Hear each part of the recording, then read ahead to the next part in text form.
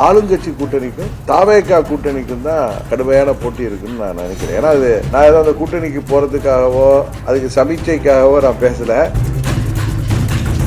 TTV Dinakaran தான் தாவேகா கூட்டணிக்காக முயற்சி செய்து கொண்டிருக்கிறார் அப்படின்னா அவர்கள் கூட்டணிக்கு வர வேண்டும் என்று சில கட்சிகள் எங்களோடு பேசிக் கொண்டிருப்பது உண்மை. ஆனா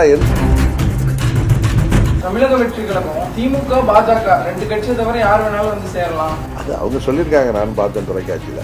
பட் என்னோட யார் பேசிக் கொண்டிருக்கிறார்கள், எந்த கட்சி பேசிக் கொண்டிருக்கிறது என்பதை தேர்தல் நெருங்குது. உங்களோட முடிவு எப்படி சார் இருக்க போகுது? வெயிட் பண்ணுங்க, இன்னும் காலம் இருக்கு. உறுதியாக நாங்கள் எங்களோடு சில கூட்டணி கட்சிகளை சேர்ந்தவர்கள் பேசிக் கொண்டிருக்கிறார்கள். எல்லாம் எனக்கு தெரிஞ்சு டிசம்பர்லயோ ஜனவரியிலயோ ஒரு முடிவுக்கு வந்து விடுவோம். சில பேர் நான் ஊடகங்கள்ல பாக்குறப்ப டிபேட்ல டிடிவி தினகரன் தான் தாவேகா கூட்டணிக்காக முயற்சி செய்து கொண்டிருக்கிறார் அப்படின்னா அவங்களுடைய மன ஆசைக்கு பேசுகிறேன். அது உண்மை இல்லை. நான் பல முறை சொல்லியிருக்கேன், நாங்கள் எந்த முடிவும் எடுக்கவில்லை.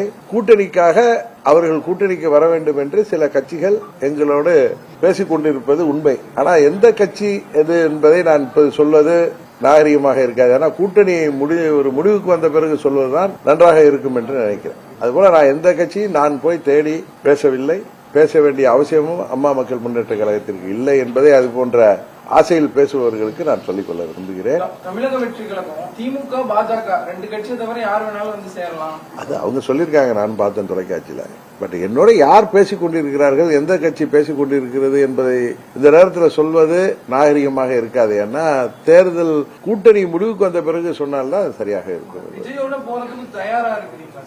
இல்ல இல்ல, நான் எந்த முடிவுமே அம்மா மக்கள் முன்னேற்ற கழகம் இன்னும் எடுக்கல. எங்க தலைமை கழக நிர்வாகிகளோட, மாவட்ட செயலாளர்கள், மற்ற நிர்வாகிகளோட கலந்து பேசிதான் எந்த முடிவும் எடுக்கணும். இது இன்னும் அந்த முடிவுகளுக்கெல்லாம் நாங்க வருகிற அந்த ஸ்டேஜ் இன்னும் வரல.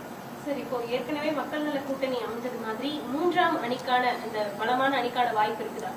அது 2016 தேர்தல் வேற, இது 26 தேர்தல் என்பது வேறு.